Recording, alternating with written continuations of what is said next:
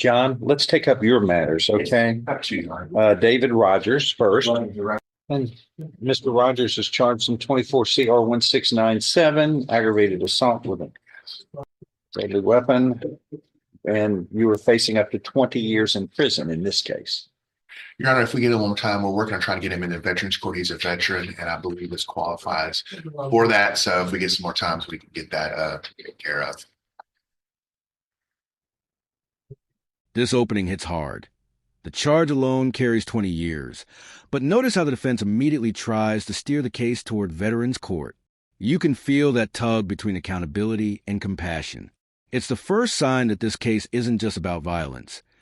It's about how the system tries to balance justice with rehabilitation. All right, who is Charletha Rogers? My wife. Okay. Where does she live? Is that where you live too? Yes, sir. That's my address.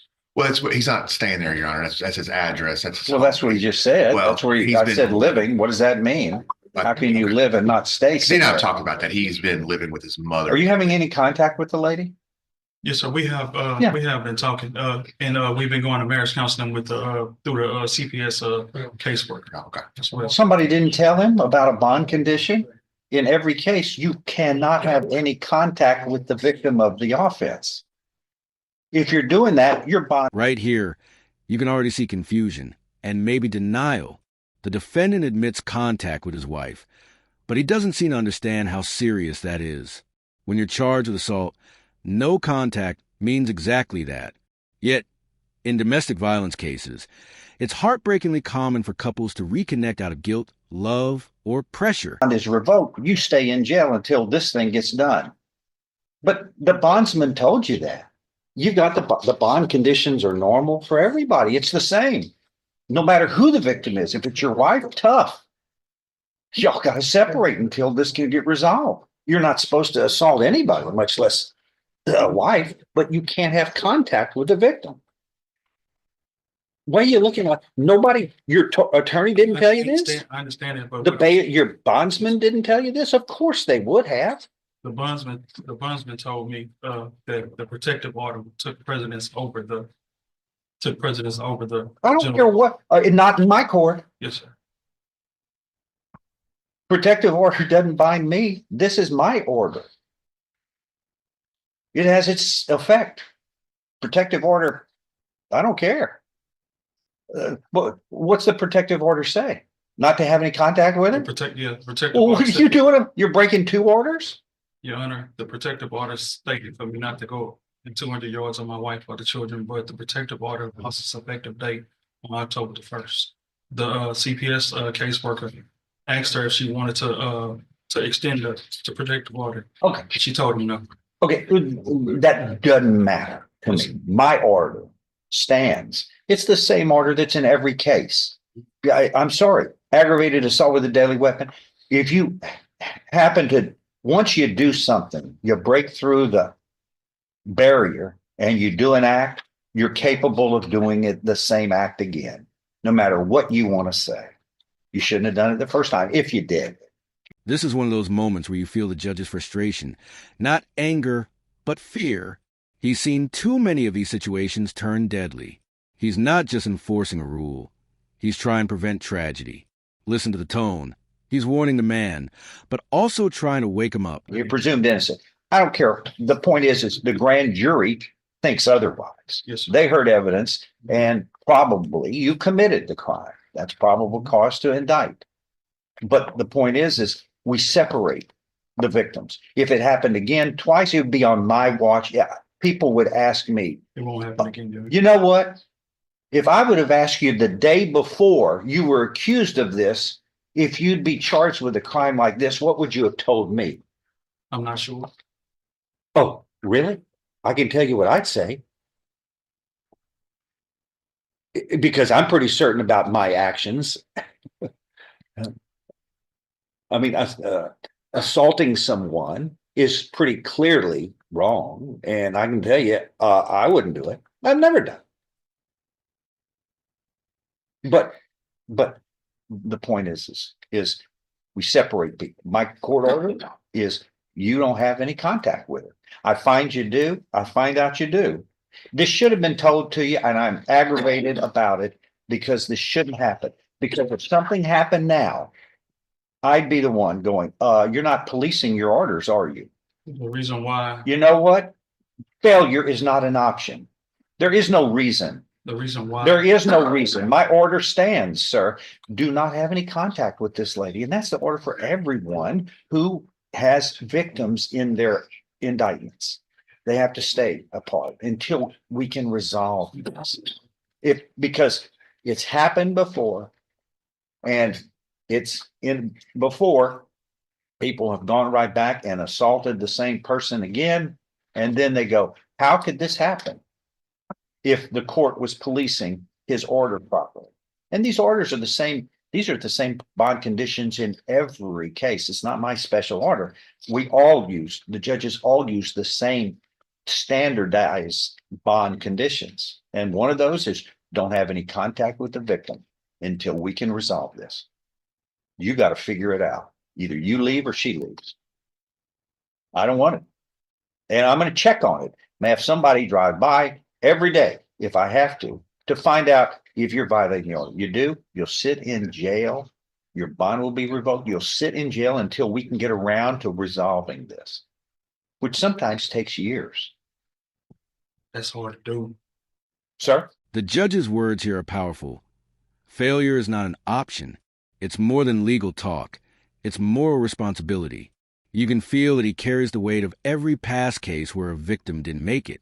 This courtroom isn't just about guilt or innocence. It's about survival. But you got 24 hours you got to work with him. I'll talk to him about that, Your Honor. I mean, that's serious. Because we've had situations where partners, married people, partners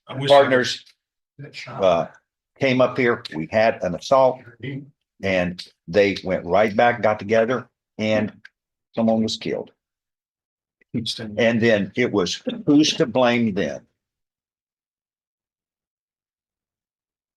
Bondsman.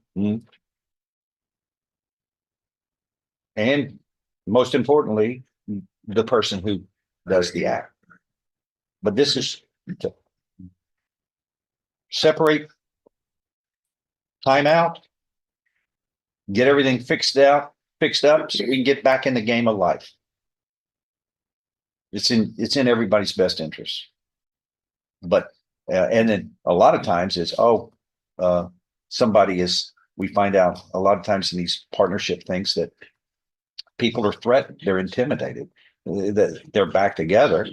They're not supposed to be, but one or the other feels like they didn't have a choice. They're pressured into it.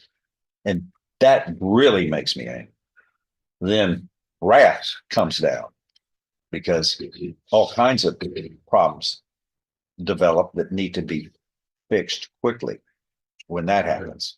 Because I don't want victims feeling like they're to blame.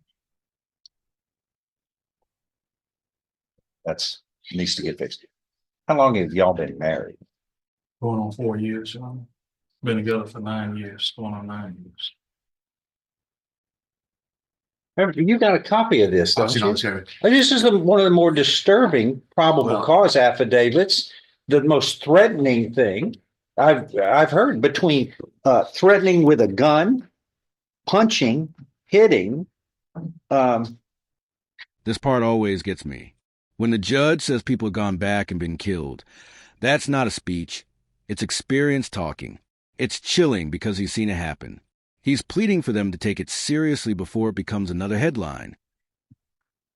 Your Honor, that's one of the reasons I was trying to get him in the Veterans Court, because a lot of this relates to his. What's that going to happen, John? He's staying with the victim. I know I'm going to work on that to get him out. You think? It's got to be done today. Something. But he's My getting goodness. treatment to the VA's office right now. VA's medical. Oh, I'm gonna say while we're getting around to doing it, look, this was indicted August. How much time has to lapse before the rules are followed? Come on. I'm gonna talk to him about that to make sure he follows rule because he was following rules. And I want to know who's going to accept responsibility if something bad happens? Is it you? I just found out about that. Y'all have to be knowing. State, what are you going to do about it? We got a violation of condition of bond that's being violated here. And I mean, this threatening with a firearm, threatening to kill, punching in the head, choking. My God, that's what this all says. And we're lackadaisical about separating this. No, and sir. We've making asked sure for that his something bond to be doesn't- revoked. I just found out. I was not aware of this, Okay. so I'm certainly not going We to got be. 1,000 cases. I'm sir. surprised that you're not aware of everything. This is where it turns from tense to disturbing. Threats, choking, a firearm. This isn't just a marital argument. It's a potentially lethal situation. The judge's reaction, my God, says everything. It's not scripted outrage. It's disbelief that someone could minimize this. Been ordered to have a electronic monitoring device, a GPS device. So I know where you are because you're not going to go to this house Can he have some time to go get his stuff and move out then? without her presence. But he Somebody's had- got to watch that. But he would have to contact her to let her know. You have a problem working with them on that? No, I can do that. I'm Yeah. saying that, Yeah, but well, I know the rule because is somebody, on his behalf. I expect somebody, I can trust you. Okay, fair. Please. That works. Okay. And you have to have a GPS device. You can't have contact with this lady until we can resolve this. Is this just, I know I'm making a big deal. It's only very disturbing. This bad things can happen under these situations. And then we got orders, conditions of bond, and the court orders that are for every case like this that have to be followed, or else something bad happens. It will be front page. Who's to blame? And I don't think he'd be the first one on the name. He'd be in the list, but it would be someone else would be at the top. I don't want it to be me, but I expect the orders to be followed. The point is right now I can revoke your bond. I can hold you in contempt, and I could say no bond until this gets resolved. That's what can be done right this minute, from what I know. GPS monitoring, that's not just punishment, it's protection. The court is literally tracking his movements because one wrong step could mean another assault. It's a chilling reminder of how fragile these situations are. We're going to reset this in a week to find out whether there's a problem or not, and if it's not done immediately, and I didn't find out it was done by the end of the day, then you're going to go to jail. Okay. That's What by the end of the day? my order has to be followed. Oh, I know, but what if we can't get our stuff out today? Can we do it tomorrow? I mean, Somebody has to, but you can't have contact with her. we have it set up where she's out of the house at a certain time and he go get her. Okay, Okay, but it doesn't have to be done by but today. she's living there. Yes, she's living. Okay, yes. y'all got to work that out. All right. But I just expect it to be done. I will, just in a reasonable. This is serious Yeah. stuff. This is We won't have any more contact with her, but as far as him getting his stuff, we'll have to work out a time that's convenient for everybody. I mean, that's a serious probable cause affidavit. That alleges some very serious violence. I mean, everything was listed in there. Punching, choking, threatening with a gun. My God. Okay, we got to take this more than serious. This is We'll do.